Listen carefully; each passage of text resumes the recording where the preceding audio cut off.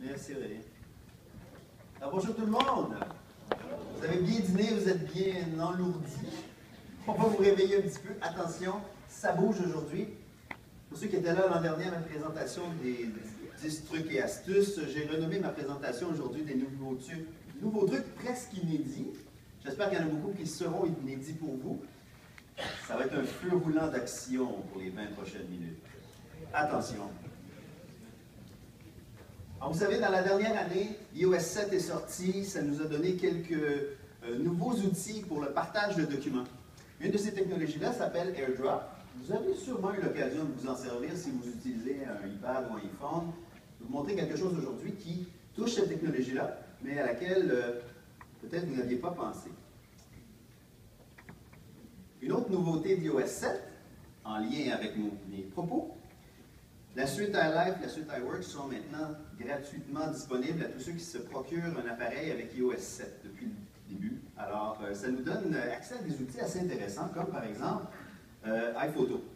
Je vais commencer par prendre quelques souvenirs de la séance. On va rendre ça un peu interactif. Alors, souriez, s'il vous plaît. Voilà. Ici aussi, on prend d'autres photos. Alors, on prend des souvenirs. Ah, c'est beau, les petits babayes, c'est super. J'en ai vu qui ne souriaient pas, là. Enfin. Alors, je prends des photos dans mon appareil photo, pas de problème. Je vais aller après ça dans iPhoto.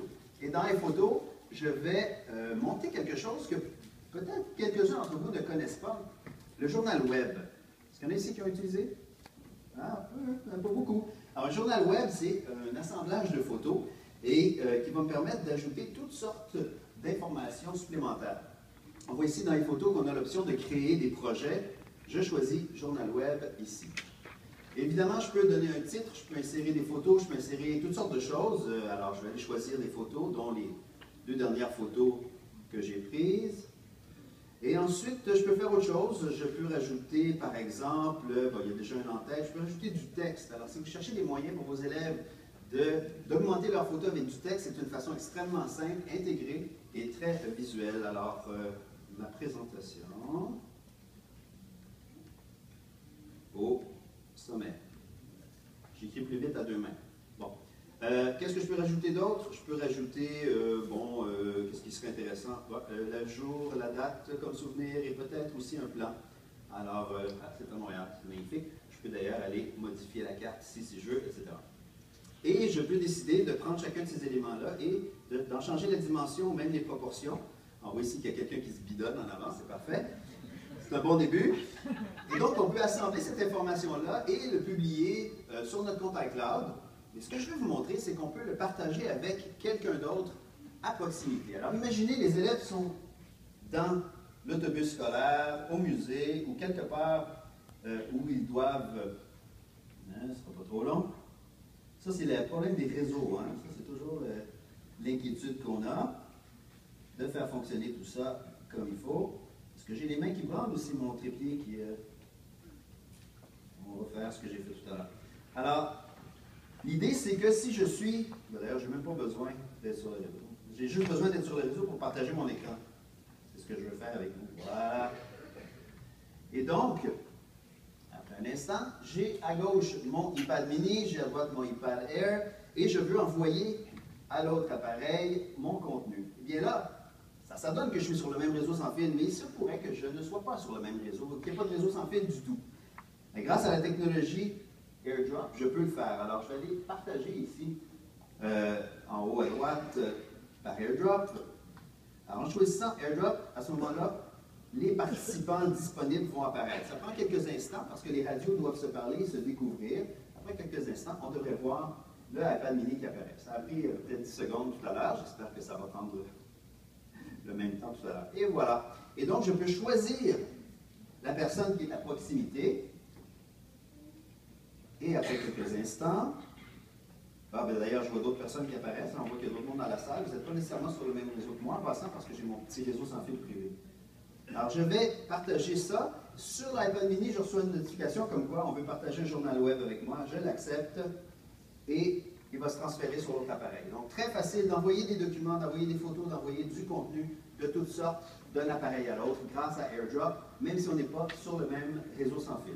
On va le laisser finir son travail et on va revenir ici à la présentation. Là, il faut qu'il transfère les photos et tout. On n'attendra pas. continue donc. Ça, c'était mon premier petit truc. Je fais la démo. Une autre nouveauté depuis la dernière année, iCloud.com nous permet maintenant de faire toutes sortes de choses intéressantes qui n'étaient pas possibles avant. Par exemple, si je me connecte avec Safari sur mon compte iCloud par le furteur, j'ai accès maintenant aux applications de la suite iWork. Par exemple, Numbers, dans laquelle je peux aller ouvrir un document que j'aurais créé sur mon iPad ou sur mon Mac à une autre occasion. J'en ai un ici, document, avec un graphique. Je l'ouvre et je peux aller l'éditer directement en ligne par le web. Alors ça, c'est assez intéressant déjà au départ. Je peux y aller, faire des modifications, etc. Et là où ça devient intéressant, c'est que je peux partager ce document-là avec quelqu'un d'autre. Et cette autre personne-là va pouvoir modifier le document en question, peu importe sa plateforme. Par exemple, je vais aller ici sur l'autre écran qui est derrière. Ce que vous voyez dans cette fenêtre-là, ce n'est pas mon Mac dans le Safari qui se connecte sur iCloud. C'est un Chromebook qui partage son écran avec un service qui s'appelle ScreenShare. Mais le Chromebook est connecté sur le compte iCloud et est en train de faire des modifications. Alors, si je vais sur mon Chromebook et je change, par exemple, ici, le trackpad n'est pas génial là-dessus. Alors, je vais aller changer ici un nom pour un autre. Hein, Pascal, va te faire plaisir. Alors, je change le nom. Vous allez remarquer que dans la version Mac, ici, le nom a changé. Si je change ici, on va le voir, si je déplace le graphique qui est ici, ça se reflète sur le Chromebook, puis après ça, ça revient par ScreenShare, puis là, ça se change ici. Alors, les changements sont en temps réel, par le web, peu importe la plateforme. iCloud.com, ça vous permet donc de partager avec d'autres types d'utilisateurs. On revient, wow, je clique à la bonne place, on revient à la présentation. La version de Pages pour iPad peut maintenant générer des fichiers EPUB. Ah, c'est nouveau ça aussi. Alors, qu'est-ce que ça veut dire? Ça veut dire que si je suis sur mon iPad et que le partage d'écran fonctionne, on va le repartir, on va croiser les doigts. Je déteste les réseaux d'hôtels. Mais ici, l'équipe fait un beau travail. Mais j'ai pas pris de chance, j'ai fait mon propre réseau. Ça n'a pas mieux fonctionné. On recommence, ça sera pas long. Quelqu'un que je connais qui a déjà dit pour que la technologie fonctionne, pour que la technologie fasse une différence, il faut qu'elle fonctionne. C'est pas fou comme idée. Au départ, hein, pas de problème avec un iPad. On recommence ça ici, on prépare ça ici. Ce sera pas long. On le partage et c'est parti. Merci beaucoup. Je vais donc dans Pages. Il va me rattraper. Ça s'en vient. Oh, voilà. Une girafe. Vous allez voir, il y a une thématique à ma présentation. Je suis dans un document Pages, comme il s'en fait plusieurs. Je modifie mon document et maintenant je veux partager ce document-là avec quelqu'un d'autre. Je vais l'envoyer ici vers une autre app. Ce que je veux faire en fait, c'est que je veux générer un fichier EPUB à partir de mon document. Pourquoi je veux faire un fichier EPUB? Tout simplement parce que c'est un format plus universel de livres électroniques que je peux utiliser sur des liseuses, que je peux utiliser sur toutes sortes d'autres appareils, sur toutes les plateformes. Je vais utiliser l'option qui est ici, EPUB, tout simplement pour publier mon document. Je l'envoie comme ça. Et je l'envoie vers une autre application. Je vais l'envoyer sur Google Drive, tout simplement, pour pouvoir le partager plus facilement avec d'autres mondes. C'est l'option qui me tente. Il y a beaucoup d'options pour le partage, en fait. Alors, je vais choisir ici Drive. Est-ce que je vais trop vite pour Air Server? Alors voilà, et ce qu'il va faire, c'est qu'il va placer le fichier EPUB directement sur Drive. Alors plutôt que de repartager mon Chromebook, encore une fois, je vais aller un peu plus vite sur mon appareil à moi. Je vais utiliser dans Safari, plutôt je vais aller dans mes applications Chrome, j'ai un lecteur EPUB qui fonctionne sur Chromebook. Mais ça fonctionnerait également sur d'autres plateformes, ça fonctionne également aussi des fichiers EPUB un peu partout. Alors je vais aller ouvrir mon document et voilà le document qui existe maintenant en format EPUB. Donc je peux l'installer sur un iPhone, un iPod Touch, un Kindle, peu importe. Hein? Tout ça à partir de Pages. Alors, et là, je peux jouer avec la taille du caractère, etc. Donc ça, c'était un autre petit truc. On revient à Keynote, on passe au prochain.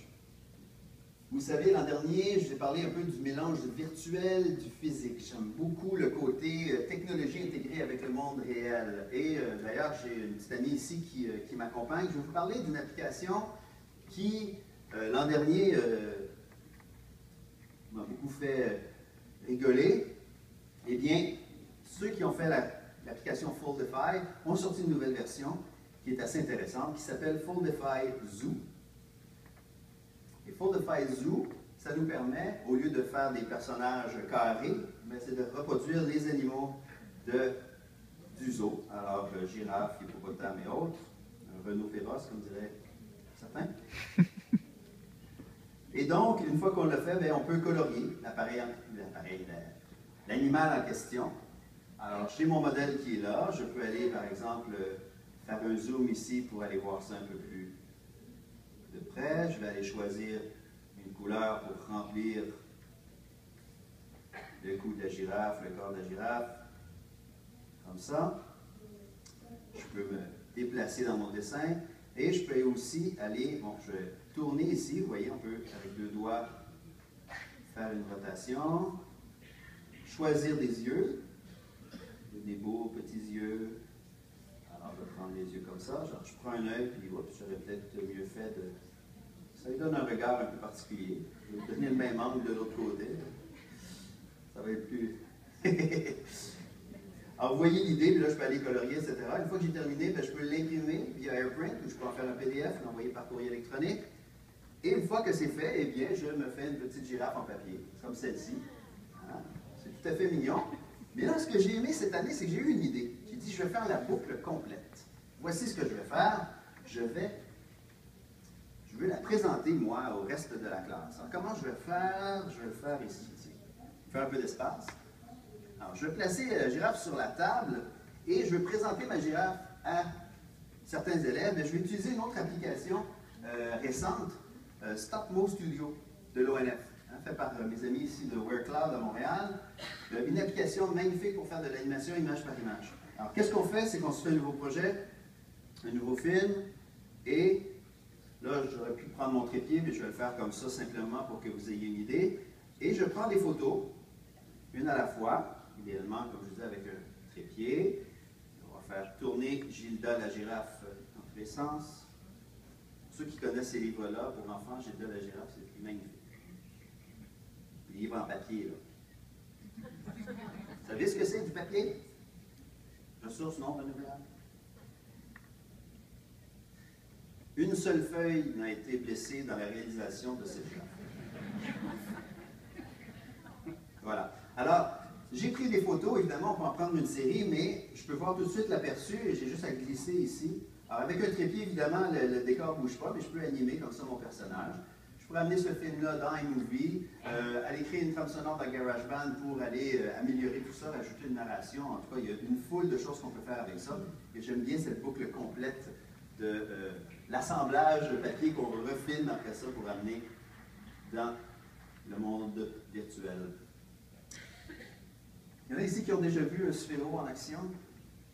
J'adore contrôler les objets sans fil avec mon iPad. Si j'avais eu ça quand j'étais petit, je me serais amusé tout autant. Finalement. Alors, sphéro, c'est quelque chose d'assez rigolo. Je vais ici démarrer le partage. Parce que vous allez devoir voir ce que je fais. Alors, si ça coopère cette fois-ci, je vais mélanger. Ici. Ça marche? Ouais. Alors, on va ouvrir la caméra ici pour que vous voyez ce qui se passe. Alors, sphéro, c'est ça ici. C'est une sphère en plastique avec un poids à l'intérieur, un moteur. Et cette boîte-là, cette balle-là, on peut la contrôler. Je vais vous montrer comment. Je vais la réveiller d'abord. Voilà. Je la dépose ici. Et sur l'iPad, j'ai une application qui va me permettre de lui envoyer des commandes. Alors, c'est fait par le Orbotix. Et donc, après quelques instants, ils vont se parler les deux, vont se détecter automatiquement par proximité. Sphéro a changé de couleur. Vous n'allez peut-être pas très bien voir les couleurs ici. Là. On va essayer de... C'est difficile à cause de la luminosité. Et donc, je peux faire des choses comme, par exemple, contrôler sa couleur. Alors, je vais aller la mettre en rouge, c'est peut-être un peu plus visible. Pour ceux qui la voient d'ici, vous allez voir, là, sur l'écran, c'est un peu difficile. Mais surtout, je peux contrôler. Attendez, je vais calibrer mon système. Et le point bleu est là. Et c'est parti. On va faire un petit tour par là. On avance par là. OK. Pas trop vite. Non, reviens à la maison. Bon. Alors, des activités qu'on peut faire avec ça, qui sont assez amusantes avec les tout petits, on les amène à déplacer le sphéro dans un parcours, par exemple, pour apprivoiser les notions d'au-dessus, en dessous, à gauche, à droite, etc. Ça, c'est une des activités que j'ai vues. Toute une foule de choses qu'on peut faire de cette façon-là. Mais quelque chose que j'ai découvert qui était vraiment fascinant, c'est qu'il y a tout un environnement de programmation qui est lié à Sphero.